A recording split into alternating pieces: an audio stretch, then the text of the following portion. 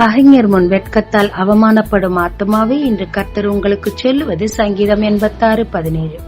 கர்த்தாவே, நீர் எனக்கு துணை செய்து என்னை தேற்றுகிறதை என் பகைஞர் கண்டு வெட்கப்படும்படிக்கு எனக்கு அனுகூலமான ஒரு அடையாளத்தை காண்பித்தருளும். யோசேப்பை அவன் சகோதரர் போத்திபாவின் மனைவி அவமானப்படுத்தி வெட்கப்படுத்தினர்.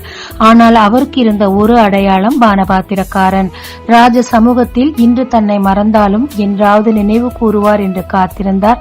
அந்த நாளும் வந்தது. யோசேப்பு உயர்த்தப்பட்டார், வெட்கப்படுத்தினவர்கள் வெட்கப்பட்டார்கள். சத்துரு தொடர்ந்து உங்களை வெட்கப்படுத்திட்டே இருக்கானா? கர்த்தர் உங்களை அப்படி சும்மா விட்டுற மாட்டாருங்க. அவன் கண்களுக்கு முன்பாக உங்களை நிரூபிக்க இன்று ஒரு அடையாளத்தை தருகிறார்.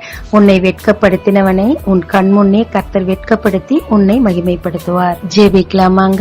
தேவரீர், என்னை வெட்கப்படுத்தினவன் வெட்கப்படத்தக்கதாக என்னை தேற்றி அனுகூலமான அடையாளத்தை கொடுத்து என் அவமானத்தை நீக்குவீராக. இயேசு மூலம் பிதாவே, ஆமென். இயேசு கிறிஸ்துவின் நாமத்தில் இந்த நாளில் உங்களை ஆசீர்வதிக்கும் ஜீசஸ் விஷன்.